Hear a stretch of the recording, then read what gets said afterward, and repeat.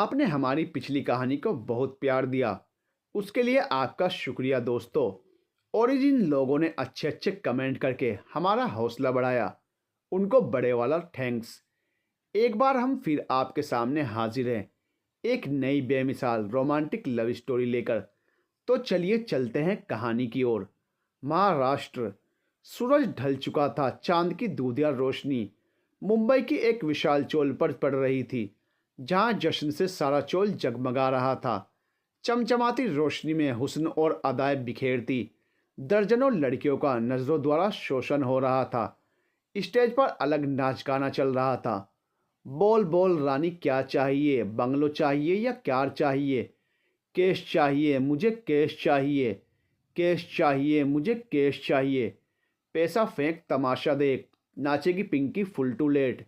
क्या मर्द और क्या औरत, नाचने के नाम पर सब एक दूसरे के ऊपर लदे जा रहे थे।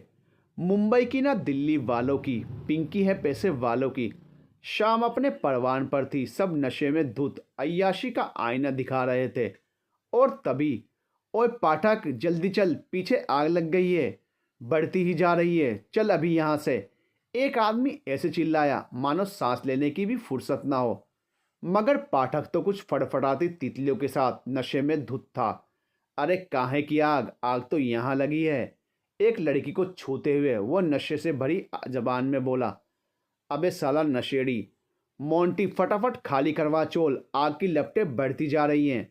वो आदमी बोला और ज़रा से वक्त में ये रंगीन शाम आग से धुआं धुआं हो चली। पूरी चोल में अफरा तफरी मच गई। वहीं आग की लपटों से बचे चोल के एक कमरे के भीतर एक अधेड़ उम्र का भारी भरकम आदमी नाजुक सी लड़की के जिस्म को नोचने के लिए तैयार था। वो लड़की रोते हुए अपनी इज्जत की गुहार लगा रही थी, पर यहाँ सुनने वाला कोई नहीं था। और भूखे भेड़िए की तरह वो मोटा उस लड़की के ऊपर टूट पड़ा। इससे पहले वो अपनी हवस भरे अरमानों को मिटाता, तभी दरवाज़ा तोड़कर एक शख्स कमरे में दाखिल हुआ। उसने अपने ऊपर लपेट रखी काले रंग की चादर से मुंह छिपा रखा था, जिसमें बस उसकी भूरी आंखें ही दिख रही थी। शरीर बेहद कसा हुआ और गठीला समझ आ रहा था। उसने उस लड़की पर छाए मोटे को पीछे गर्दन से पकड़कर उठाया और उसका माथा दीवार पर दे मारा। वो लड़की हैरान थी, तभी उस शख्स ने उसके ऊपर एक कंबल फेंका और तुरंत उसे बाहर जाने का इशारा किया। वो अपने कपड़े संभालते हुए बाहर निकल गई, तो वहीं उस मोटे की हालत खराब हो गई थी इस अचानक से हुए वार से। ट्विंकल ट्विंकल लिटिल स्टार, तुझे पड़ेगी इतनी मार के हो जाएगा तू परलोक सिधार। ये शब्द पीछे से उस शख्स ने धीमी पर डरा देने वाली आवाज में उस मोटे के कानों में फुसफुसाए। छोड़ साले, तू शायद जानता नहीं है किसकी गर्दन पर हाथ डाला है तूने। बब्बन चौबे नाम है मेरा, बहुत बुरा हश्र करूंगा। वो मोटा बोला, जिसकी खोपड़ी इस वक्त दीवार से धसी थी। अरे बब्बन चौबे, जरा देखते तो जाओ, हम आज तुमको इतना धोएंगे, इतना धोएंगे कि साला तुम खुद ही भूल जाओगे अपना नाम। बब्बन चौबे कहकर उस शख्स ने अपनी कमर पर खुरसी बंदूक निकाली और बब्बन चौबे चीख उठे, क्योंकि उनके पिछवाड़े के आर पार एक गोली ने अपना रास्ता बना लिया था। इसी के साथ एक और चीख की आवाज़ निकली और इस बार गोली जांग पर लगी थी। बब्बन बेहाल सा जमीन पर जा गिरा। तभी उस शख्स ने एक नज़र दरवाजे की ओर डाली तो देखा आग अब वहां भी बढ़ रही थी। वो बदहवास पड़े बब्बन को देखते हुए एड़ी के बल बैठा। बब्बन अधखुली आंखों से उस शख्स के चेहरे को देख पा रहा था, जिस पर मास्क लगे होने की वजह से सिर्फ उसकी कटीली भूरी आंखें ही दिख पा रही थी। हाँ तो बब्बन चौबे, आवाज़ें तो आ रही होंगी बाहर से, सब अपनी जान बचाने के लिए यहाँ से वहाँ भाग रहे हैं, पर तू तो भागने लायक भी नहीं बचा। सोचा तो था 6 की 6 गोलियां तेरे भेजे में ठोकूंगा, पर अब प्लान कैंसिल। हवस की बहुत आग भरी है ना तेरे अंदर, आज एक और आग भरेगी। किस्मत से अगर तू बच भी गया तो जिंदगी मैंने तेरी जीने लायक छोड़ी नहीं। चलता हूँ, और अगर जिंदा बचने पर किसी ने पूछा कि तेरा यह हश्र किसने किया तो कह देना ठाकुर आया था। कहकर वो शख्स बब्बन के शरीर पर नजर डालता है और तुरंत वहां से निकलकर बाहर आता है। पर तभी, बचाओ, कोई मेरी मदद करो, बचाओ बचाओ, इस आवाज को सुन उस शख्स के कदम ठिठक गए। उसने आवाज का पीछा किया तो पाया एक लड़की आग की लपटों में फंसी मदद की गुहार लगा रही है, और पलक झपकते ही वो शख्स उस लड़की को बचाने के लिए आग में कूद पड़ा। उसके पास एक मोटी चादर थी, जिसके सहारे वो जैसे तैसे उस लड़की के करीब पहुंचा। इधर आओ, हाथ थामो मेरा, कुछ नहीं होने दूंगा मैं तुम्हें। नहीं, डर लगता है मुझे। डरो मत, मैं हूं ना, यकीन करो मेरा। उस लड़की ने अपने कांपते हाथों को उस शख्स के हाथों में रखा, और अगले ही पल उस शख्स ने पूरा जोर लगाकर उस लड़की को अपने करीब खींच लिया, और तभी एक मोटा लोहे का सरिया नीचे गिर गया, जिससे वो दोनों बाल बाल बचे। लड़की का चेहरा उस शख्स के सीने में दफन था। दोनों अब काफी हद तक सुरक्षित थे और आपस में लिपटे हुए थे। तभी लड़की ने अपना चेहरा आहिस्ता से ऊपर उठाया। इधर उस शख्स ने भी नजरें झुकाकर उसका चेहरा देखा, तो वो सन रह गया। तुम? आमची मुंबई। अरे कोई तो मेरी बात सुन लो, मुझे बाहर निकालो यहाँ से प्लीज। छोड़ दो मुझे, वादा है मेरा, आइंदा ऐसा कुछ नहीं करूंगी। ए लड़की, अगर अब एक शब्द तेरे मुंह से फूटा तो खड़े खड़े गला काट दूंगा, समझी? एक हड़का देने वाली आवाज से वो लड़की कुछ हद तक सहम उठी। ये एक लॉकअप का नज़ारा था। पुलिस स्टेशन में जेल की सलाखों के पीछे खड़ी एक लड़की ना जाने कब से चीख रही थी, पर वहां मानो किसी के कानों में जू न रेंगी। थक हार कर वो उन सलाखों से सटकर ही बैठ गई। अब क्या करूं, कैसे निकलूं इस नरक से? यहाँ तो कोई मेरी सुनने को ही तैयार नहीं, पर कुछ तो करना पड़ेगा। मैं यहाँ हाथ पे हाथ धर के नहीं बैठ सकती। सोचते हुए वो फिर खड़ी हुई। चौकी में उसने जगह जगह नजर घुमाई, और आखिर में एक कांस्टेबल को देख बोली, साहब, कम से कम पानी तो दे ही सकते हो ना, या फिर उसके लिए भी कोर्ट में अर्जी डालूं? ए चुप कर, अब ज्यादा चकर चकर किया ना तो अगली बार ये डंडा सीधा तेरे मुंह में घुसाऊंगा, सारी प्यास बुझ जाएगी। कांस्टेबल बहुत ही भद्दी जबान बोला, ये कैसी बात करते हो साहब, जरा सा पानी ही तो मांगा था, काहे को भड़कते इतना? उसका इतना कहना ही था कि उस कांस्टेबल की सटक गई, और गुस्से में वो लॉकअप की तरफ बढ़ते हुए चिल्लाया, साली, अभी बुझाता हूं तेरी प्यास। जब से आई है तब से माँ बहन कर दी है दिमाग की। अभी अक्कल ठिकाने लगाता हूं तेरी। तावड़े, शांत रख अपना गुस्सा, थोड़ी देर में वैसे भी सराने वाले हैं, सारी अक्कल ठिकाने लग जाएगी इसकी। पीछे से सब इंस्पेक्टर ने गुस्से में भड़के हुए तावड़े को रोका, जो उस लड़की को घूरे जा रहा था। तभी निहायती बेशर्मी से वो दोबारा बोली, साहब, 2 मिनट के लिए गुस्सा थूक दो ना, और जरा मेरी बात गौर से सुन लो, बहुत फायदे की बात बताऊंगी कसम से। उसकी आवाज काफी दबी थी, जो सिर्फ तावड़े के कानों तक पहुंची। तावड़े ने दिलचस्पी दिखाई और उसकी बातों को गौर से सुनने लगा। बोल। हाँ, तो मैं ये कह रही थी कि बस आज मुझे यहाँ से जाने दो। महादेव की कसम कभी हाथ नहीं लगूंगी, और अगली बार मेरी कमाई का 1/4 हिस्सा आपका। बताओ साहब, कैसा लगा मेरा प्लान? उसकी चतुराई भरी बातें सुन तावड़े का दिमाग हिल गया। जेंडर प्रोटोकॉल को तोड़कर उसने सलाखों के भीतर हाथ डाला और जोर से उस लड़की के बालों को दबोच लिया। वो दर्द से कराह उठी। आंसू की बूंद पल भर में छलक कर उसके गालों पर लौट गई। मुझे बहला रही है हैं? बहुत मुंह चल रहा है ना तेरा, एक पुलिस वाले को घूस देगी, वो भी तू, एक 2 कौड़ी की चोर। अब तो तुझे इतना लंबा अंदर डालूंगा ना कि क्या हो रहा है ये सब। ये भारी आवाज सबके कानों में पड़ी। सभी सतर्क हो गए और तुरंत उस शख्स को सैल्यूट किया। तावड़े तुरंत पीछे मुड़ा। गुड इवनिंग सर, उसने सैल्यूट किया। इसके सामने एक हट्टा कट्टा 27-28 साल का पुलिसिया खड़ा था। वर्दी में कसा हुआ उसका कठीला बदन और क्लीन शेव चेहरे पर गंभीरता का भाव लिए वो सबके आकर्षण का केंद्र बन गया। माहौल जरा सर्द हो गया था। शायद कुछ अलग से डर की लहर चल गई थी। क्या बात है तावड़े, वीमेन कांस्टेबल की कमी पड़ गई है यहाँ, जो एक लड़की पर तुम अपना हाथ साफ करने लगे? कहते हुए वो शख्स अपनी वर्किंग टेबल पर आ बैठा। उस टेबल पर एक चमचमाती नेम प्लेट रखी थी, जिस पर बड़े बड़े अक्षरों में इंस्पेक्टर वीर ठाकुर लिखा हुआ था। तावड़े भागते हुए वीर के सामने जा खड़ा हुआ।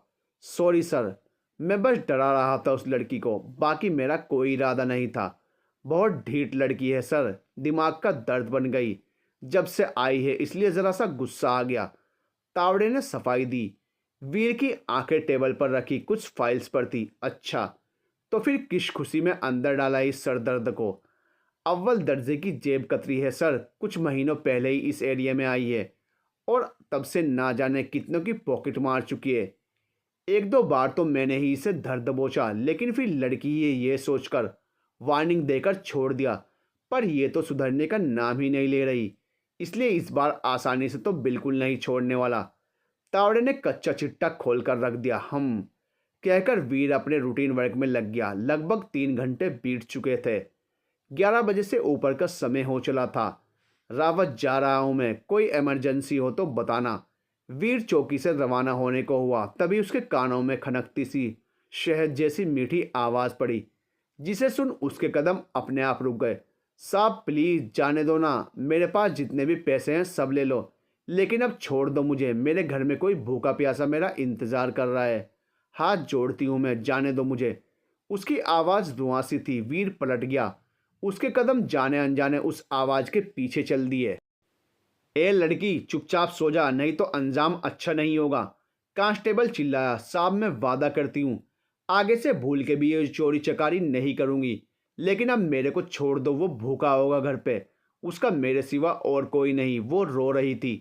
इतने में तावड़े की सटक गई। उसने गुस्से में जेल खोली और धनधनाते हुए उस लड़की पर हाथ उठाने का हुआ ही था कि तभी रुक जाओ, ये आवाज़ वीर की थी। तावड़े के हाथ रुक गए। वो लड़की अपना चेहरा छिपाए रो रही थी। क्या दिक्कत है इसकी, क्यों शोर मचा रखा है इतना। वी ने कहा। सर दिमाग खराब कर दिया है इसने, देखा ना आपने, कब से चिल्लाए जा रही है और घर जाने को तो ऐसे बोल रही है जैसे ससुराल आई हो अपने। इसे बाहर निकाल कर मेरे पास लाओ, कहकर वीर वर्किंग टेबल के पास जाकर खड़ा हुआ। सर ये रही, तावड़े ने कहा। तो वीर ने अपनी गर्दन घुमाई और देखा अपने सामने खड़ी एक सहमी सी लड़की को। सफ़ेद रंग का अनारकली सूट उसके चरहरे बदन पर बेहद खिल रहा था। बड़ी बड़ी आंखों में आंसू लिए उसकी नजरें ज़मीन पर टिकी थी। वीर पर ना जाने कैसी खुमारी छाई। वो उसे देखे ही जा रहा था। ऐसा तो नहीं था कि इस तरह की खूबसूरती से उसका कभी सामना ना हुआ हो। तो फिर आज क्या अलग हो चला था जो एक सिपाही किसी चोर की अदाकारी पर घायल हो गया। सर यही है वो लड़की। तावड़े की आवाज़ से वीर असलियत में दाखिल हुआ। कुछ वक्त पहले ना जाने क्या हुआ था इंस्पेक्टर साहब को। खैर, उसने एक गहरी सांस ली और टेबल से सटकर खड़ा हो गया। अपनी उंगली से इशारा कर उसने अपने सामने खड़ी लड़की को करीब आने को कहा। सुनो, यहाँ आओ। वो लड़की कांपते कदमों का सहारा लेकर वीर से एक हाथ की दूरी पर खड़ी हो गई। वीर ने ऊपर से नीचे तक उसके बदन पर नजरें घुमाई, जिससे बेशक वो जरा असहज हो गई। नाम मधु, पूरा नाम नहीं जानती, उम्र 23, माँ बाप नहीं जानती, अनाथ हूँ। अनाथ हो तो चोरी करोगी? मजबूरी इंसान को सब कुछ करवा देती है। मजबूरी की दलीलें यहाँ नहीं चलेंगी तुम्हारी, समझी? दुनिया में बहुत से अनाथ हैं, सब चोर नहीं तुम्हारी तरह। वीर की आवाज़ में गुस्सा साफ साफ झलक रहा था। माना तुम्हें छोड़ दिया जाए, पर क्या गारंटी कि आगे तुम कोई गलत काम नहीं करोगी। बार बार जेल के अंदर आकर मेरा भी दम घुटने लगा है। ऐसी गलती अब कभी नहीं करूँगी, वादा रहा, छोड़ दो सर। वैसे भी कोई प्रोफेशनल चोर नहीं है ये, बस अपने काम के समय बड़े बड़े लोगों की छोटी मोटी पॉकेट मार लेती है। पीछे से एक उम्रदराज कांस्टेबल ने मधु पर रहम जताया। अरे ऐसे कैसे छोड़ दें, यूं ही हर चोर पर हम तरस खाते रहे तो कुछ ही समय में पूरे देश को लूट खाएंगे ये सब। बहुत रहम खा लिया, अब और नहीं। तावड़े का कहना भी सही था। वीर की नज़र इस वक्त सिर्फ मधु पर थी, जो बेलगाम रोए जा रही थी। तावड़े, जी सर, जिसका जितना नुकसान हुआ है उसकी भरपाई करवा इससे और जाने दे। वीर के फैसले को सुन सब चौकस रह गए। किसी को यकीन नहीं हुआ कि उस जैसा ढीठ पुलिसिया जो किसी पर रहम नहीं जताता, उससे इतनी आसानी से एक चोर बरी कर दिया। वो सीधा खड़ा हुआ और मधु के बेहद नज़दीक आकर उस पर झुका। ऊपर देखो। उसकी आवाज़ सुन मधु ने अपने से एक आध फुट लंबे खड़े वीर को अपनी गर्दन उठाकर देखा तो बेहाल हो गई। इस आदमी की कटीली आंखों ने ना जाने कितनों को मारा होगा। खुश नसीब हो जो इंस्पेक्टर वीर ठाकुर की लास्ट वार्निंग तुम्हें नसीब हुई, वरना मेरी पकड़ में आने के बाद या तो उम्र कैद होती है या एनकाउंटर। उसके शब्दों ने मधु को अंदर तक झकझोर दिया। इंस्पेक्टर वीर ठाकुर, इस नाम के कई चर्चे सुने थे उसने। 3 साल की नौकरी में 6 बार ट्रांसफ़र और 8 एनकाउंटर। वो एक नंबर का सनकी था। शायद ही मधु ने सोचा होगा कि कभी इस सनकी से खुद उसका सामना होगा। वीर को देखकर मधु के अंदर इस पल खौफ की लहर दौड़ उठी थी। जैसे तैसे उसने वीर को अपनी डर से सराबोर आंखों से देखते हुए थूक निकला और गर्दन हिलाती हुई बोली, आगे से आपको मेरी शक्ल तक देखने को नहीं मिलेगी, अपनी जान की कसम। वीर बेरहमी से मधु को घूर रहा था। खैर, वो अब 2 कदम पीछे हुआ तो मधु की जान में जान आई। तावड़े, सारी फॉर्मेलिटी करके जाने दे इसे, और अगली बार अगर इसने कोई भी हरकत की तो वक्त न लगाना इसे मौके पर ही ठोकने में, कहकर इंस्पेक्टर साहब चले गए और पीछे छोड़ गए पसीने से तरबतर मधु को। सुना ना तूने क्या कहा सर ने? ये आखिरी वार्निंग है, आखिरी मतलब आखिरी। तावड़े ने भी धमकाने में कसर नहीं छोड़ी।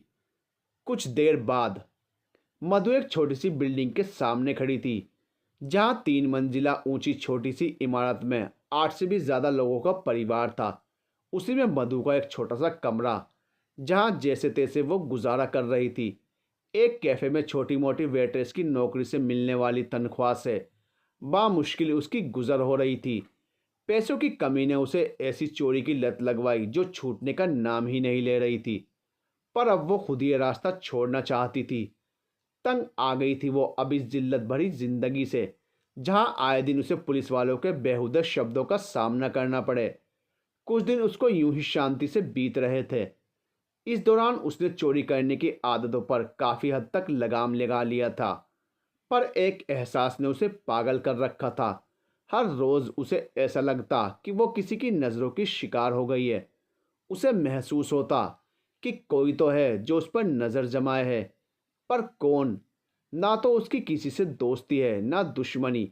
बदकिस्मती से उसका कोई है भी नहीं इस दुनिया में, सिवाय एक खास शख्स के। वहीं दूसरी ओर रात के तकरीबन 11 बजे वीर अपनी जीप में बैठा कहीं का सफ़र तय कर रहा था। उसका माथा बहुत ठनका हुआ था। इस वक्त तभी उस सूनी सी सड़क पर एक लड़की आकर उसकी जीप से टकरा गई। वो तो समय रहते वीर ने गाड़ी के ब्रेक्स को थामा और एक बड़ा हादसा होते होते टला। कौन है बे? जान प्यारी नहीं है तो बोल, अभी के अभी भेजा उड़ाऊं। वीर का दिमाग पहले से ही गर्म था और अब ये एक्सीडेंट। इधर वो गुस्से में जीप से बाहर निकला और उधर से वो लड़की बदहवास वीर के सामने आ गई। वो हाँफते हुए ना जाने क्या कहे जा रही थी। वो लोग मेरे पीछे पड़े हैं, प्लीज़ बचा लीजिए मुझे। वो मेरी, तुम? उस लड़की की बात बीच में काटकर वीर बोला। वहीं उस लड़की ने भी जल्दबाजी में वीर का चेहरा ढंग से नहीं देखा था, पर अब आवाज़ सुन उसने नज़रें उठाई तो उसे वक्त न लगा उसे इस अनजान चेहरे को पहचानने में। ये मधु थी जो ना जाने किससे बच के भाग रही थी। तभी पीछे से 2 आदमी भागते हुए आए। अपने सामने एक पुलिस इंस्पेक्टर को खड़ा देख उनके कदम ठिठक गए। अच्छा हुआ जो आप मिले, वरना ये लोग मुझे छोड़ते नहीं साहब। ये लोग मेरा पीछा कर रहे हैं कब से, और तो और ज़बरदस्ती करने की भी कोशिश की। एक सांस में मधु सब बोल गई। झूठ बोलती है सर, ये हमारे पैसे चुरा के भागी है, इसलिए हम इसका पीछा कर रहे थे। उनमें से एक आदमी बोला, नहीं झूठ झूठ तो ये बोल रहे हैं साहब, मैंने किसी के पैसे नहीं चुराए, सरेआम झूठ बोल रहे हैं दोनों। वो तो सब जानते हैं कि तू कितनी बड़ी सच्ची है, एक तो खुद चोरी करती है, ऊपर से। बस अब एक और शब्द नहीं। वीर का माथा पहले से ही ठनका हुआ था, ऊपर से अब ये नौटंकी। ना जाने कौन सा कहर बरसने वाला था अब। क्या सबूत है तुम दोनों के पास कि ये लड़की झूठ बोल रही है और तुम लोग सच? यहाँ चोरी से संगीन मामला ज़बरदस्ती का था, इसलिए मधु का पेशा जानते हुए भी वीर ने उन आदमियों से सवाल किया। पर अब मधु का डर कम होने लगा था। सर आप इसका बैग चेक करिए, 6,000 की गड्डी पड़ी है, उसमें सब 2-2 हज़ार के नोट हैं। उनमें से एक बोला, जिसे सुन मधु का दिल धक से रह गया। साहब ये दोनों झूठ बोलते हैं, मैंने किसी के पैसे, अपना बैग दो। मधु की दलील सुने बिना वीर ने अपना फैसला सुनाया। पर साहब मेरी, I said give me your bag. इस बार वीर की आवाज़ इतनी तेज थी जिसे सुन खड़े खड़े इंसान की पैंट गीली हो जाए। वीर ने तुरंत मधु के हाथों से वो बैग छीना और उसमें काफ़ी छानबीन के बाद वाकई 6,000 रुपये मिले। वीर की आंखें इस वक्त गुस्से से लाल थी। उसके जबड़े इस कदर कस गए जिन्हें देख मधु कांप उठी। वो जानती थी कि अब उसके कुछ भी कहने का कोई फायदा नहीं। कहा था ना, अगली बार गलती से भी मेरे सामने ना आ जाना, नहीं तो जान ले लूंगा। पर शायद इंस्पेक्टर वीर ठाकुर को तुम जानती नहीं। वीर की आवाज़ कपा देने वाली थी।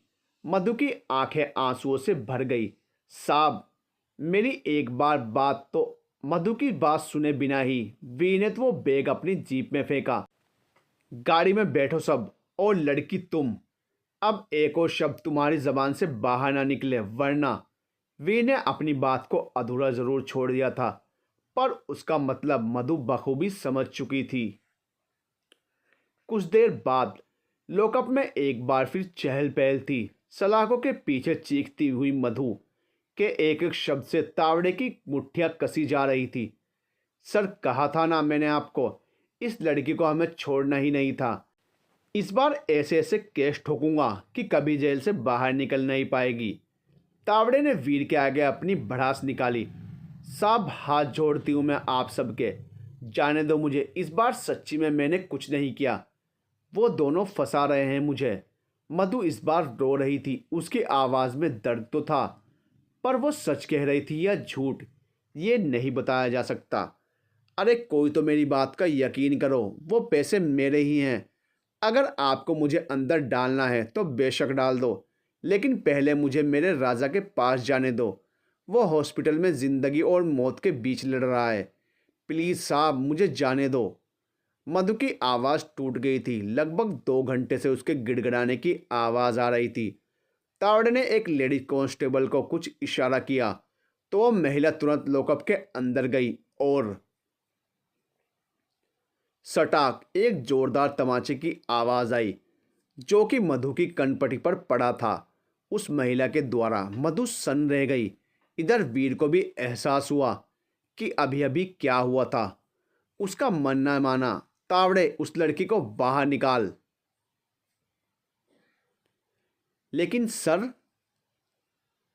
जो कहा है वो कर। कुछ ही देर में मधु बाहर थी। वीर अपनी कुर्सी पर लचकर बैठ गया। मधु इस वक्त रोए जा रही थी। उसके गोरे गालों पर छपे 5 उंगलियों के निशान लाल हो गए थे। मधु ने अपने हाथ जोड़ लिए। मेरा यकीन कीजिए साहब, मैंने इस बार कुछ गलत नहीं किया। मेरा इस समय हॉस्पिटल जाना बहुत ज़रूरी है। मेरा राजा वो मेरे छोटे भाई की तरह है। उसका भी इस दुनिया में मेरे सिवा कोई नहीं। उसके इलाज के लिए मैंने ये पैसे, उसी के इलाज के लिए तुमने ये पैसे चुराए हैं ना? नहीं साहब, चुराए नहीं हैं। ये पैसे तो आज ही मैंने अपने कैफ़े के मैनेजर से उधार लिए हैं। राजा की हालत बहुत ख़राब है। अभी के अभी अगर ये पैसे मैं हॉस्पिटल नहीं ले गई तो उसके इलाज में देरी हो जाएगी। प्लीज़ साहब जाने दीजिए मुझे। अगर आपको मेरी बातों पर यकीन ना हो तो मैं मैनेजर से आपकी बात करा दूंगी, पर अभी के लिए मुझे जाने दें। मधु के कहे एक एक शब्द सच थे और इस बात को वीर बखूबी समझ पा रहा था। उस वक्त गुस्से में उसने मधु को पकड़ ज़रूर लिया था, पर इसका मतलब ये नहीं था कि वो दोनों आदमी सच बोल रहे थे। इसलिए उसने उनको भी थाने में ही बिठा रखा था जब तक कि सब कुछ पानी की तरह साफ ना हो जाए। पर अब शक की गुंजाइश काफ़ी हद तक कम हो चली थी। चलो, किस हॉस्पिटल में तुम्हारा भाई एडमिट है, मैं खुद तुम्हें लेके चलूँगा। भगवान से दुआ करना कि ये सब झूठ ना निकले। कहकर वीर खड़ा हुआ तो मधु ने तुरंत अपने आंसू पोंछे और चल पड़ी उसके पीछे पीछे। कुछ ही समय में वो दोनों एक हॉस्पिटल के आगे खड़े थे। जहां मधु अंदर जाने के लिए उतावली थी तो वहीं वीर अजीब सी शक्ल बनाकर हैरान खड़ा था। तुम मुझे यहाँ क्यों लेकर आई हो? साहब वैसे भी आपकी वजह से मुझे इतनी देर हो गई है, अब प्लीज़ अंदर चलिए, कहकर मधु ने आव देखा ना ताव और चल पड़ी आगे वीर का हाथ पकड़कर। और अपने सख्त इंस्पेक्टर साहब यहाँ ज़रा पिघल गए। चल दिया सिपाही एक चोर के पीछे। कुछ मिनट बाद वीर के चेहरे की हवाइयाँ उड़ी हुई थी। उसे समझ नहीं आ रहा था ये क्या हो रहा है। उसके सामने मधु हॉस्पिटल के एक वार्ड में बेड पर लेटे एक कुत्ते को पुचकारते हुए रो रही थी। पर जहां तक उसने कहा था कि किसी हॉस्पिटल में उसका भाई राजा की हालत खराब है, पर यहाँ तो एक कुत्ता है। वीर इस वक्त जानवरों के अस्पताल में था। यही वजह थी कि अस्पताल के बाहर खड़े होने पर वीर हैरान था, क्योंकि वहां पर बड़े बड़े शब्दों में बैनर में पेट केयर सेंटर लिखा था। कुछ समय बाद जब डॉक्टर ने उस कुत्ते की हेल्थ को लेकर हरी झंडी दिखा दी तो मधु की जान में जान आई। वीर काफी देर से यह तमाशा देख रहा था। अब उससे रहा नहीं गया तो उसने मधु का हाथ पकड़ा और खींचते हुए उसे हॉस्पिटल के बाहर ले गया। वहां थोड़ी खाली जगह में आकर उसने झटक कर मधु का हाथ छोड़ा। वो गिरते गिरते बची और अब वीर का सब्र जवाब दे गया। क्या तमाशा लगा रखा है ये सब? पुलिस को क्या मजाक समझती हो तुम? मैंने तुम पर दो दो बार भरोसा किया और तुमने दोनों बार मेरा भरोसा तोड़ा। क्या कहा था तुमने? तुम्हारा भाई एडमिट है। कहाँ है फिर भाई?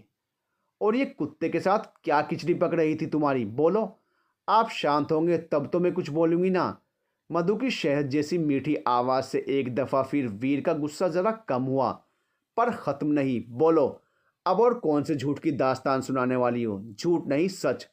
अब तक मैंने जो कुछ भी कहा सब सच था। और जिसे आप इतनी देर से कुत्ता कुत्ता कहे जा रहे हैं वो कुत्ता नहीं बल्कि राजा है। राजा नाम है उसका, जिसे मैं अपने छोटे भाई की तरह मानती हूँ। आज एक हरामजादे ने मेरे राजा को गाड़ी से ठोक दिया था, जिस वजह से बहुत चोट आई थी उसे। जानते भी हैं, उसका एक पैर फ्रैक्चर हो गया है। डॉक्टर ने कहा है कि 15 दिन से कम का समय नहीं लगेगा उसे ठीक होने में। होगा आपके लिए वो मामूली कुत्ता, पर मेरे लिए मेरी दुनिया है वो, सब कुछ है मेरा। इस मतलबी दुनिया में एक वही है जो बिना किसी मतलब के मेरे साथ है। अगर आज उसे कुछ हो जाता ना, मर जाती मैं। मधु इस पल भावुक हो गई थी और अब जाकर वीर को भी सारा माजरा समझ आ रहा था। मधु को रोते देख उसका गुस्सा ना जाने कब फरार हो गया। इतना प्यार, वो भी एक कुत्ते से। इंसानों से प्यार करने की ना हैसियत है मेरी, ना चाहत। ये दो टूक जवाब देकर मधु वहां एक पल और नहीं रुकी। वीर वहीं थमसा गया था। उसकी भागती दौड़ती जिंदगी में आज जाकर उसे एक ठहराव का एहसास हुआ था। जनाब जरा देखिए तो, एक अजनबी खास हो रहा है। धीरे धीरे ही सही, कमबख्त मोहब्बत एहसास हो रहा है। पटना बिहार। रे मोहन, जरा गाने की वॉल्यूम बढ़ा। साला पूरे बिहार को पता चलना चाहिए कि किशन पांडे से पंगा लेने का क्या अंजाम होता है। बढ़ा बे। इसी के साथ किशन के पीछे खड़ी थार के स्टोरी की आवाज़ बढ़ा दी जाती है। हो जिया हो बिहार के लाला, जिया तू 1000 साला। गाना अपनी धुन में बज रहा था। दो राहें के बीच बीचों बीच खड़े 8-10 आदमियों के हुजूम ने हुड़दंग मचा रखा था।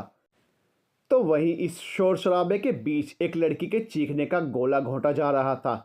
राहगीर ये तमाशा होते देख रहे थे, पर किसी ने चू तक ना की। अब तक किशन पांडे उस लड़की के करीब आया और उसके चेहरे को छूने लगा। वो घिन से किशन के हाथों को झटकार रही थी। किशन अपनी अय्याशी में मशगूल उस बेबस लड़की को छुए जा रहा था और तभी एक जोरदार तमाचा उसकी कनपटी पर आ लगा। एक पल के लिए वहां सन्नाटा छा गया सिवाय गाने के। किशन ने अपना चेहरा ऊपर उठाकर देखा तो पाया कि एक लड़का जलती नजरों से उसे घूरे जा रहा था। उस लड़के ने तुरंत अगली हरकत की और किशन के कॉलर को पकड़कर खींचते हुए बोला, साले तेरी हिम्मत कैसे हुई मेरी बहन को छूने की? वो भी इन गंदे हाथों से। जिंदा नहीं छोड़ूंगा तुझे। कई लोगों के सामने किशन पांडे को तमाचा पड़ चुका था और इतना काफ़ी था उसके अंदर के हैवान को जगाने के लिए। उसने अगले ही पल बंदूक निकाली और बस बंदूक से गोली निकलने भर की देरी थी कि तभी मात्र एक फ़ोन की आवाज़ ने उस पिस्तौल पर तनी उंगलियों को रोक लिया।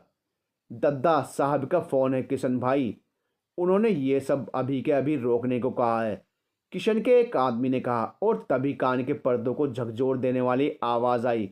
गोली चल चुकी थी किशन के हाथों, पर निशाना आसमान की ओर था। वो लड़की कांप उठी थी उसने अपनी आंखें बंद कर ली। अपने भाई को अपनी आंखों के सामने मरते देखने की हिम्मत नहीं थी उसमें। पर गनीमत ये थी कि अभी वो दोनों जिंदा थे। कब तक ये नहीं कहा जा सकता। गाड़ी निकाल और डाल इन दोनों को उसमें, किशन ने कहा। कुछ ही समय के अंतराल में 4 गाड़ियों का काफिला एक बड़ी सी हवेली के आगे रुका।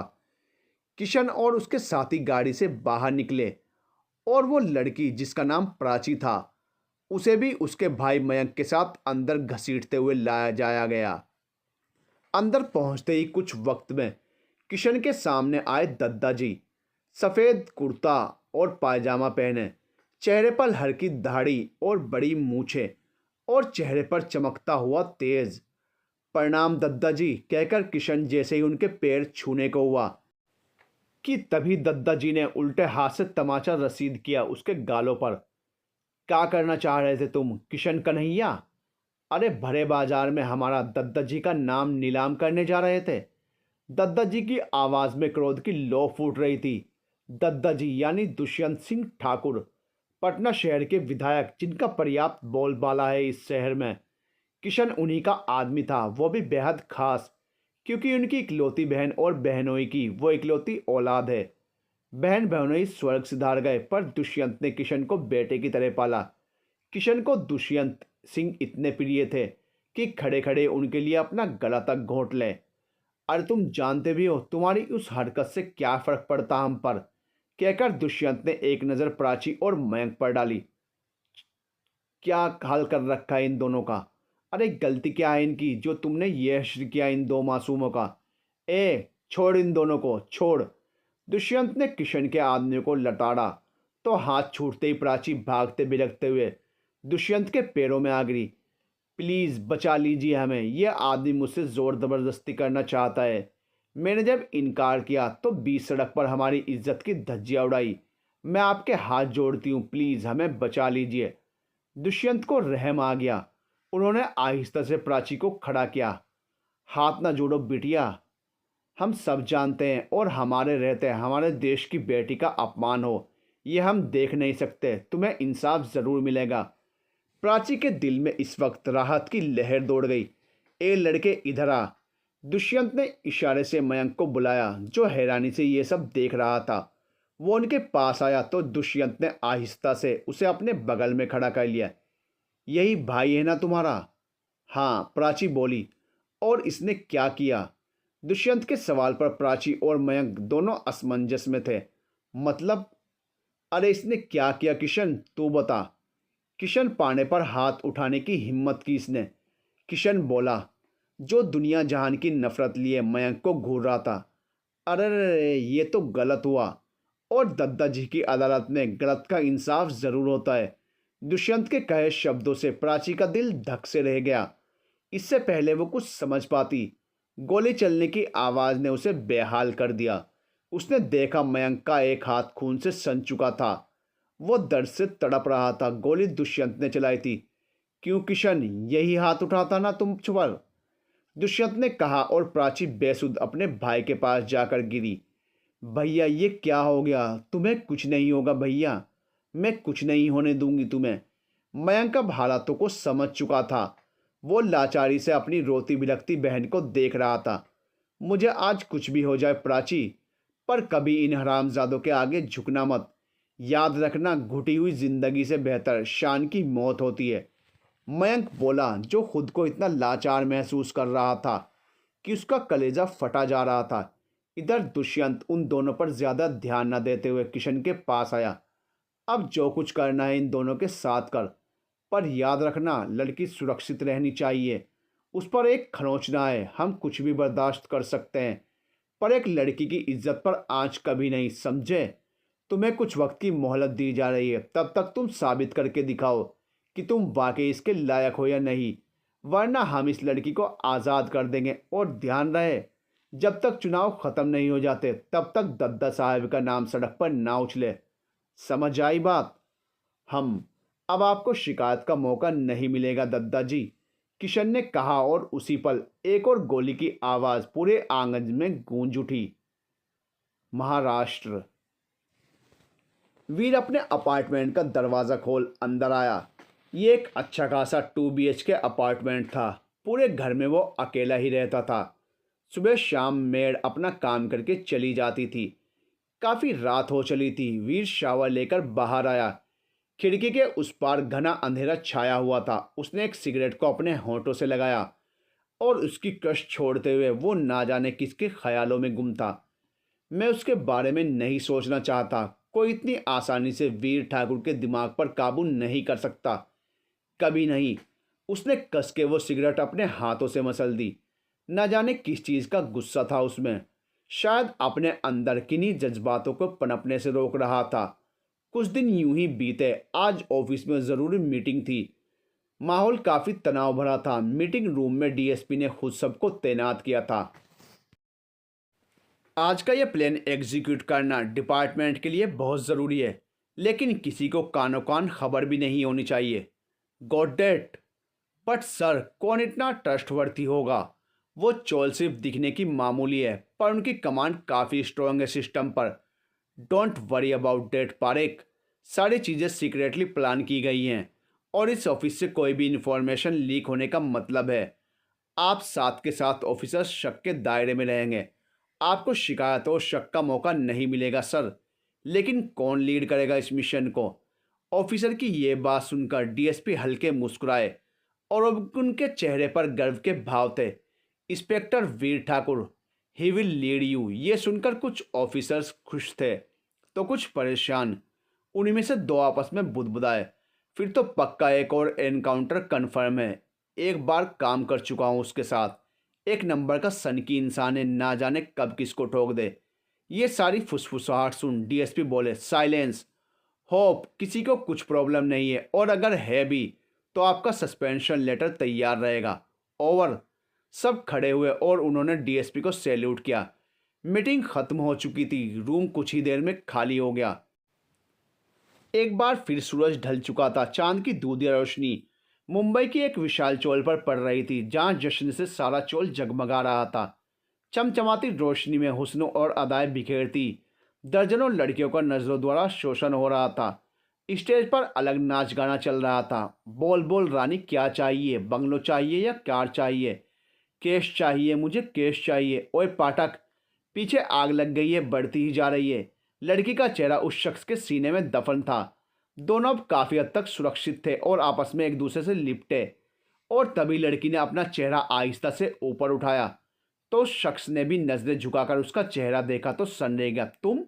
ये लड़की और कोई नहीं बल्कि मधु थी। आप यहाँ? मधु ने खुद से लिपटे उस शख्स को पल भर में पहचान लिया। वीर। वीर और मधु एक दफा फिर आमने सामने थे।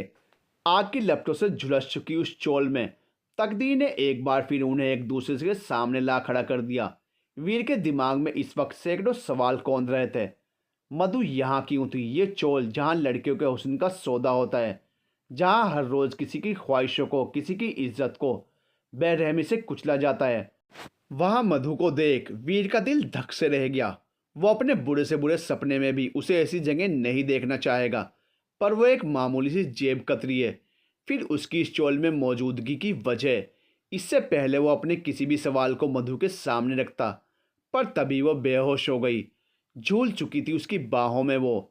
मधु की आंखें भारी हो रही थी। उसने धीरे धीरे अपनी बंद पलकों को खोलना चाहा तो कुछ धुंधलेपन में उसे छत की सीलिंग दिखाई दी। कुछ वक्त तो उसे पूरे तरह से होश में ही आने में लगा, और होश आते ही वो अचानक से उठ बैठी। उसने चारों ओर अपनी नजरें दौड़ाई तो पाया कि यह कोई कमरा था। इंटीरियर भी अच्छा था, पर यह उसका घर तो था नहीं। फिर हड़बड़ी में वो तुरंत उठ खड़ी हुई, लेकिन अचानक दर्द की तेज लहर ने पूरे बदन को झकझोर दिया। वो संभल नहीं पाई और तुरंत जमीन पर गिर पड़ी। इस दर्द भरी चीख को सुन तुरंत एक शख्स कमरे में दाखिल हुआ। खुद को मुसीबत में डालने का ज्यादा शौक है क्या? आवाज नहीं दे सकती थी? इस आवाज को सुन मधु ने नजर उठाकर देखा तो सामने वीर को पाया। वो कुछ समझ पाती उससे पहले ही वीर ने उसे गोद में उठा लिया। ये क्या कर रहे हैं आप? मधु घबरा गई। तुम्हारी इज्जत से खेलने जा रहा हूँ। Will you please shut up your mouth? क्या हिंदी में कहूँ तो अपना मुंह बंद रखो। आप बोलने ही कब देते हैं? मधु धीरे से फुसफुसाई और इतने में वीर ने फिर उसे बेड पर बैठा दिया। दूर होने से पहले उनके चेहरे एकदम नज़दीक थे। मधु के लिए इस क्षण का एहसास बिल्कुल नया था। न जाने कैसे जज्बात उमड़ रहे थे उसके भीतर, जो उसकी समझ से बाहर थे। वी ने आज पहली दफ़ा इस खूबसूरती को इतने करीब से देखा था। बड़ी आंखें, पतले से होंठों के किनारे एक छोटा सा तिल, जो शायद इस हंसी चेहरे पर नज़र के टीके का काम करे। मधु को वीर की नज़रों की तपिश बर्दाश्त ना हुई, तो उसने अपनी पलकों को झुकाने में गनीमत समझी। वीर उससे दूर हुआ तो मधु की नज़र अब उसके पैरों पर पड़ी, जिसमें पट्टी बंधी थी। दर्द की वजह से चोट का एहसास भी हो रहा था, और उस एक पल में उसके दिमाग में बीती रात की सारी यादें घूम गई। वीर ने देखा कि अचानक से वो बहुत घबराने लगी थी। उसके हाथ की मुट्ठियां चादर पर कस रही थी। उसे कांपता देख वीरन तुरंत हरकत में आया। क्या हुआ? तुम्हें इतना पसीना क्यों आ रहा है? मधु ने कोई जवाब नहीं दिया। वीर को जरा हिचकिचाहट हुई, पर मौके की नज़ाकत को देखते हुए वो बेड पर मधु के करीब बैठा, और उसने हौले से मधु के कंधे को पकड़कर कहा, क्या तुम ठीक हो? किस बात से? इसके आगे के शब्द उसकी जबान में ही रह गए, क्योंकि डरी सहमी मधु ने अचानक से उसे कसकर गले लगा लिया था। वीर का दिमाग सुन पड़ गया। न जाने कितने सालों बाद ये एहसास हुआ था उसे। इस बेजार हो चुके दिल की धड़कनों ने आज फिर से रफ्तार पकड़ ली थी, और उसी पल मधु के डर से भरे शब्द उसके कानों में पड़े। वो लोग, मैं वहां नहीं जाऊंगी, नहीं जाऊंगी। वो रोई जा रही थी, जो ना जाने क्यों वीर को खल रहा था। वो तुरंत उससे अलग हुआ और उसके आंसुओं से भरा चेहरा थाम लिया। घबराओ मत, तुम सेफ हो। कहाँ नहीं जाना है तुम्हें? मुझे बताओ, मैं सब ठीक कर दूंगा। मगर मधु के आंसू ही नहीं थम रहे थे। उसका चेहरा लाल हो गया। रोना बंद करो, मैंने कहा ना, मैं कुछ नहीं होने दूंगा तुम्हें। Stop crying. वीर की बातें एक बार फिर खाली चली गई। उसे अब गुस्सा आ गया। Shut up. वो इतनी तेज चिल्लाया कि मधु अंदर तक हिल गई। अब एक और आंसू की बूंद तुम्हारी आंखों से निकली तो जान ले लूंगा तुम्हारी। मधु उसके गुस्से को देखती ही रह गई। रोना तो वो भूल ही गई थी। बोलो, अब रोगी? तुरंत ना में गर्दन हिलाई। गुड कहकर वीर ने टेबल पर पानी को मधु की तरफ बढ़ाया। पियो इसे। बिना किसी सवाल के वो पूरा पानी गटक गई। उसकी इस हरकत पर वीर के होंठों पर ना के समान ही सही, पर मुस्कुराहट आ गई। पानी पीकर मधु एक दफा फिर से डर से उसे देखने लगी। वीर ने पानी का गिलास टेबल पर रख दिया। अब उसकी आवाज में नरमाइयत आ गई थी। अब अपने ये आंसू पोंछो और बताओ मुझे, कल रात तुम उस चोल में क्या कर रही थी? वीर का सवाल सुन मधु के दिमाग में बीती रात का मंजर कौंध गया। उसकी आंखों में फिर आंसू आने लगे, पर वो रोई नहीं। पिछली रात मधु की आज रही सही उम्मीद भी जवाब दे गई थी। 15 दिन से ऊपर का समय हो गया था उसकी नौकरी गए, और अब तो मिलना भी मुश्किल लग रहा था। और मकान मालिक उसे ना जाने किस बात की चिढ़ थी, जो उसने उस बटेर से कमरे का किराया बढ़ा डाला। घर का किराया ना दे पाने के कारण मकान मालिक की दी हुई मोहलत कल खत्म हो जाएगी। इसलिए आज किसी भी हाल में पहले उसे अपने लिए एक छत ढूंढनी होगी। पर यूं बिना किसी पुख्ता पहचान के उसे कोई क्यों रहने की इजाज़त देगा? इसी उधेड़ बुन में वो कमरे की तलाश में एक चोल के आगे खड़ी हो गई। शाम ढल गई थी। चोल में किसी बात को लेकर जश्न की तैयारी हो रही थी। सुनिए, मधु ने वहीं खड़े एक शख्स को आवाज़ लगाई। वो शख्स उसके पास आया। उसने मधु को ऊपर से नीचे तक न जाने किन नज़रों से देखा। मधु थोड़ी असहज हुई। वो क्या यहाँ के रहने के लिए कोई ठिकाना है? मुझे किराए पर एक छोटे से कमरे की तलाश है। वो आदमी कुछ देर बाद कुछ सोचते हुए बोला, देखो, मुझे तो अभी कंफर्म पता नहीं है, पर मैं पूछ के बताता हूँ। ठीक है। वो आदमी वहाँ से चला गया। कुछ ही समय बाद उस आदमी के साथी ने छिपकर मधु को देखा। कड़क है, पता कर इसके बारे में, और दबोच ले इसे जाल में। मछली खुद कांटे में फंसने आई है। हम अगर ये फंस गई तो चौबे हमें पैसों से लाद देगा। इन सबसे अनजान मधु को इस बात की खबर तक नहीं थी कि वो किस मुसीबत में फंसने जा रही है। कुछ देर बाद वो आदमी मधु के सामने आया। मैंने बात कर ली है, कमरा खाली है। तुम जब चाहे तब यहाँ आ सकती हो। सच में? तो फिर ठीक है, पहले आप किराए की बात करवा दीजिए। इसके आगे वो कुछ कहती कि पीछे से किसी ने उसके मुंह पर रुमाल रख उसे कुछ सुंघा दिया। मधु को अचानक से बहुत तेज चक्कर आने लगे। इधर वो दोनों आदमी तुरंत हरकत में आए और मधु को पकड़कर अंदर ले जाने लगे। मधु का सिर भारी होने लगा था, उससे बोला भी नहीं गया कुछ। कहाँ ले जा रहे हो मुझे? छोड़ो मेरा हाथ, मैं नहीं जाऊंगी, छोड़ो मुझे। उसकी मरी सी आवाज़ बामुश्किल किसी को सुनाई दी। वो अब खुद को बचाने की हालत में नहीं थी और आखिरकार उसकी आंखें पूरी तरह से बंद हो गई। रात के ना जाने किस पहर में मधु की आंख खुली। उसका सर दर्द से फटा जा रहा था। कुछ समय में जब वो पूरी तरह से होश में आई तो सामने पाया कि वो एक अजीब कमरे में है। डर के मारे उसका दिल बैठा जा रहा था, पर लगातार बाहर से आ रहे शोर शराबे की आवाज़ में जैसे ही वो दरवाजे की तरफ बढ़ी, एक तेज आग की लपटें देखते ही देखते पूरे दरवाजे को खा गई। उसने गौर किया कि वो जहाँ भी है वहाँ भयंकर आग लगी है और ये आग उसी की तरफ बढ़ रही थी। अब वो जैसे तैसे खुद को बचाते हुए कमरे से बाहर निकली तो पाया जहाँ नज़र वहाँ झुलसा देने वाली लपटें हैं। तब तक उसे काफ़ी चोट भी लग चुकी थी। घबराहट के मारे वो डर से चीखने लगी, बचाओ, कोई मेरी मदद करो, बचाओ बचाओ। मधु की आवाज़ को सुन वहाँ मौजूद किसी शख्स के कदम ठिठक गए। उसने आवाज़ का पीछा किया तो पाया मधु आग की लपटों में फंसी मदद की गुहार लगा रही है और पलक झपकते ही वो शख्स मधु को बचाने के लिए आग में कूद पड़ा। और वो और कोई नहीं बल्कि वीर ही था।